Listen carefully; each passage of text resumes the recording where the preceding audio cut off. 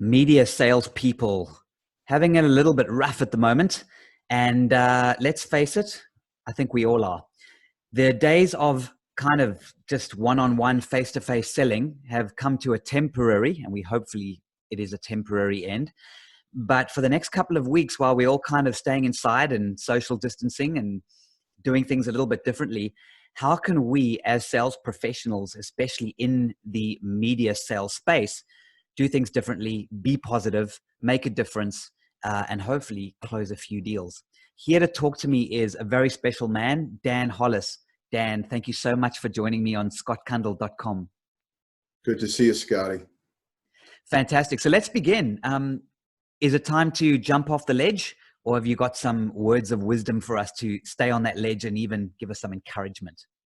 Well, that's one of the things I mentioned the other day when all of our colleagues got together. Really, we have to be a conduit to sit there and hold hands and help people that we work with and convince them not to jump off the ledge. It's not going to be as dire as as what they're thinking about. But I think at the end of the day, it's about the power of positive thinking.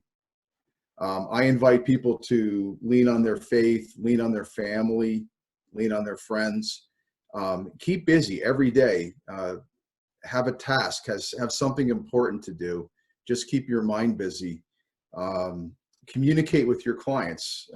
We know that they're struggling. Their business might have been shuttered, but if you can reach out to them, do a Zoom conference, offer up information, do educational bits, and then there's so many different ways to keep busy. Finish that book you're working on, write that article, just feed your mind, work on a new vision board, picture the world being the way it was before, prepare for success. Think about what you're going to look like when you're ready to hit the ground running, when all this stuff is behind us. It's all in here. So thanks, Dan. Now, you've trained a lot of sales professionals in a variety of different industries. Media sales is something that's quite close to your heart because you come from that background. Now, what's different to 6 months ago, and what is the same to 6 months ago for a sales professional right now? Well, 6 months ago, we weren't turning the TV on every day and hearing that the world's coming to an end, and we don't have a job, we can't take care of our families, et cetera, et cetera.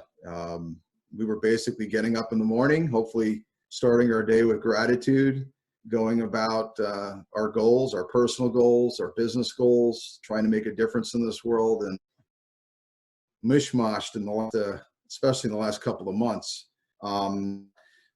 You have to think it's all going to come back. Everything's going to be better. And, take this time, work with your prospects, work with your clients, give them hope. If you don't have hope, you really have nothing. So be a leader in that space, create hope.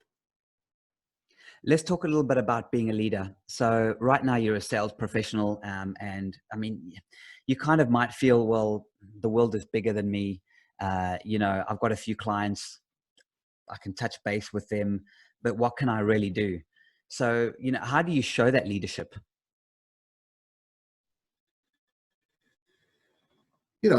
Just helping one person makes a huge difference in this world. Let me tell you, let me give you an example. On Saturday, we got on and we did a Zoom conference with a bunch of other couples, friends of ours, and we were all sitting at our respective bars, and I had my favorite beer and she had her favorite wine, and we're all just, chatting, the group of us.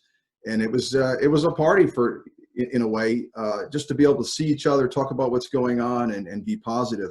That's a personal example of using these video conferences, but take that into the business space. Create these types of environments with your clients, with your prospects.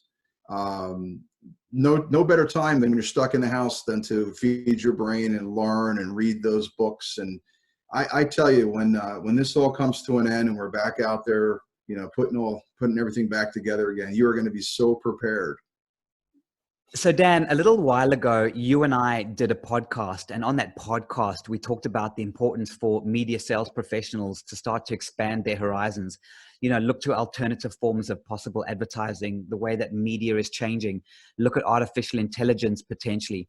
What are some good skills that they can learn right now during this quiet time? Well, I would start with reading a book called Think and Grow Rich. Are you familiar with that book, Scotty? But Yes, Napoleon Hill, of course. yeah, Napoleon, like this guy, Napoleon Hill. I would say the first thing that they need to do is read that book. Whether it's Stephen Covey or Tony Robbins or Brian Tracy or Wayne Dwyer or Bob Proctor or Tom Hopkins or any of these guys, Earl Nightingale, everybody borrowed from Napoleon Hill. And it's the best business / self-help book that I've ever read. And there's an audio version of it, of course, and they keep updating it. And after you read that, I would read every book you can get your hands on. Just feed your brain and have quiet time. Some people meditate, whatever it is, and just internalize everything that you're taking in. Take notes, write things down, record them on your phone, listen back. This is a fantastic time to expand your brain. Put a vision board together. Picture what it's going to look like a month from now, 5 months from now. I don't know. There's so many different things that you can do from a positive perspective. Dan, you just given me a really good idea. And you mentioned, practice recording, practice your sales pitch, record it to yourself. Audio has become a very important part of today, and video, as you know, but specifically remotely. Now, one of the things that excites me, as you know, and the things that we teach, and one of the great ways with working with you, you kind of do the sales training, and we kind of help nurture and build the credibility for our clients together. But one of those key skills that we teach so strongly is that, leaving a 2 or 3 minute voice message to somebody could mean the difference between a deal and not a deal. It's a great idea to do that recording, as you said, to potentially say, right, let me rehearse my voice and let me get that pitch absolutely perfect. What a great skill to learn in today's new climate.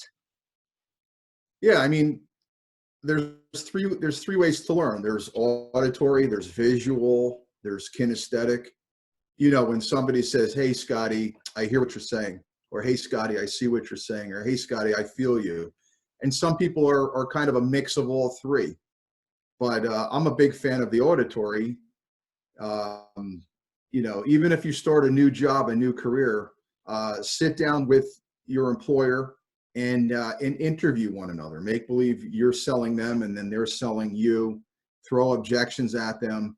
You might end up with 2 or 3 hours of audio and then listen to it in the car every single day until you've memorized that, almost like learning your multiplication tables. Do that in week 1.